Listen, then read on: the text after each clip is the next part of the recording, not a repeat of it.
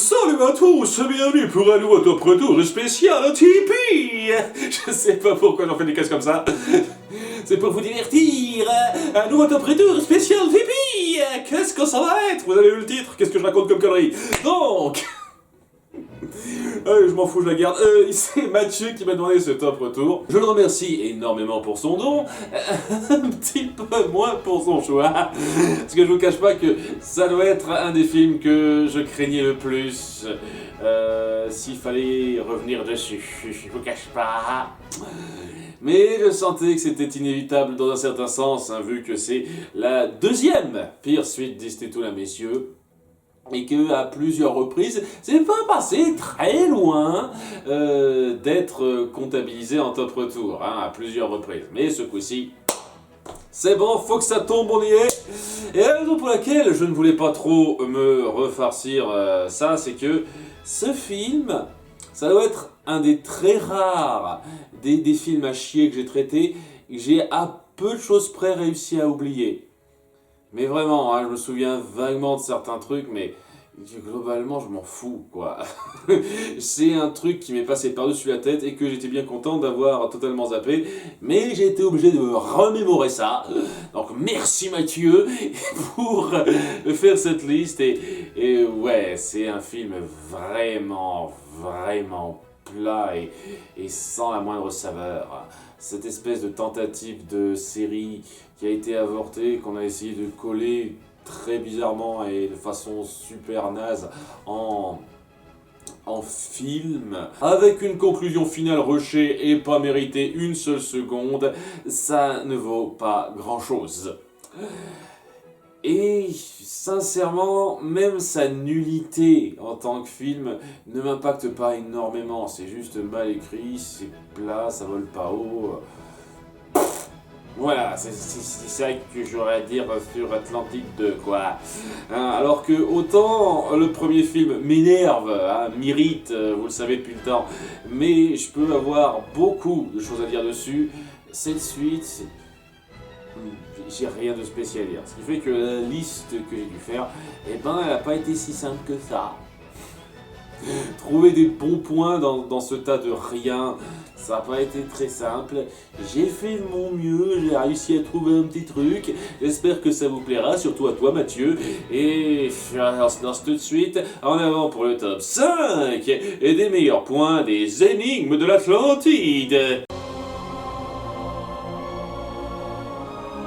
Numéro 5, des transitions un peu réfléchies entre les segments. Ouais. J'appuie, je mets en avant le fait qu'ils pensent un tout petit peu à fluidifier leurs histoires entre elles.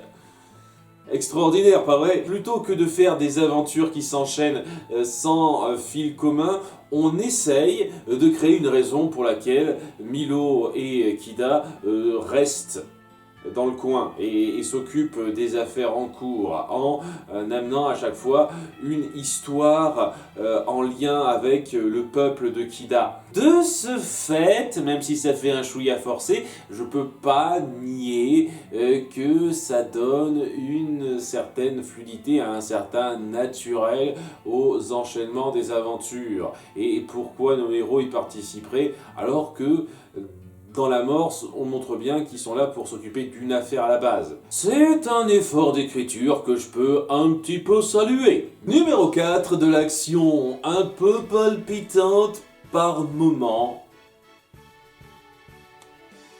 Alors, c'est clairement pas aidé par le fait que c'est un budget beaucoup plus serré que pour le premier film, hein, ça c'est sûr. Mais forcé de constater qu'on met en scène des conflits qui ont une portée et un impact pas anodin, qui a une certaine valeur. On n'a pas fait ça par-dessus la jambe en se disant ok c'est de l'action blablabla quoi.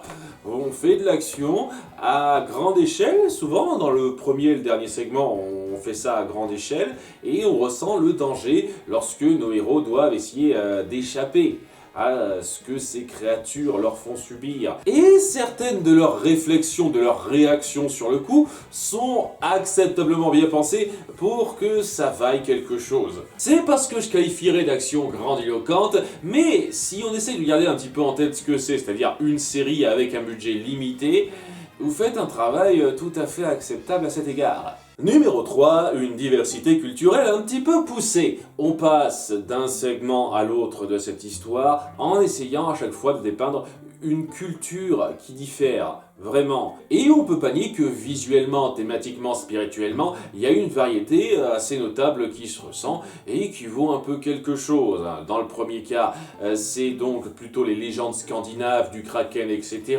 Dans le second cas, c'est plus les légendes indiennes, des esprits indiens du désert. Et dans le troisième cas, c'est un peu les légendes nordiques avec Thor, Odin, etc. etc. C'est varié. C'est varié, ce ne sont pas de mauvais thèmes à aborder, ce ne sont pas des thèmes évidents, ce ne sont pas les premiers thèmes qu'on mettrait en avant, je reconnais. C'est plaisant de voir ces sujets-là un peu disséminés dans une quête qui, à la base, se veut être une aventure où on règle un petit peu des soucis de surnaturel. On ne se contente pas d'une seule culture évidente fourre-tout, on essaye d'éveiller un petit peu la curiosité du jeune spectateur à d'autres cultures, d'autres mythes qui sont moins évidents, en tout cas pour l'époque. La mythologie nordique, c'est super connu maintenant, mais à l'époque, c'était pas forcément l'un des sujets dont on parlait beaucoup. C'est vraiment devenu très populaire avec l'avènement du MCU et bien entendu du personnage de Thor lui-même dans ce monde-là. Mais avant, bien entendu que c'était connu, mais pas autant célébré que la mythologie grecque, clairement pas. Et ça fait un peu plaisir de voir cette diversité-là, d'en apprendre un peu plus. Enfin, j'apprends pas grand-chose, mais visuellement et culturellement, j'ai le sentiment qu'il y a une certaine richesse qu'on veut faire passer et je peux pas nier que ça vaut un petit quelque chose ça aussi. Numéro 2, un couple fixé et solidaire. Je le redis, j'ai bien apprécié le couple Milo-Kida, le peu de temps que ça a duré dans le premier film. Je trouvais qu'ils avaient une bonne dynamique entre eux qui était suffisamment plaisante pour qu'on veuille qu'ils finissent ensemble. Et on a essayé de rebondir là-dessus, de rebondir sur leur situation de fin du premier film. Et si dans tout ce qui est dilemme de Kida sur la situation de son peuple, etc., c'est pas sensationnel, on sent vraiment une solidarité indéfectible entre elle et Milo qui est relativement jolie dans les moments où ça l'appuie. Parce qu'ils ont aussi quelques petits moments un peu gênants lorsqu'elle découvre les nouveautés de notre monde et qu'elle comprend pas la base. C'est pas vraiment ce que j'appellerais de l'humour bien foutu, ça, mais en soi, si on se centre sur leurs petits moments de couple, lorsque Kida ne sait pas comment aborder ce monde, comment gérer son peuple, et que Milo est là pour l'aider, pour l'épauler, pour vraiment participer à ce changement qu'elle doit gérer elle-même, c'est joli. Il y a vraiment quelque chose de très joli dans ce besoin d'aider l'autre. Ce désir sincère de vouloir mettre l'autre le plus à l'aise possible. Et c'est touchant, le peu de temps qu'on le voit. C'est malheureusement pas ultra présent, mais les quelques pics, les quelques petits moments centrés sur eux à cet égard font tout à fait leur effet. Sans être très mémorables, ils appuient très bien le côté mignon et solidaire du couple, comme il se doit. Et numéro 1, le travail sur l'ambiance, par moment.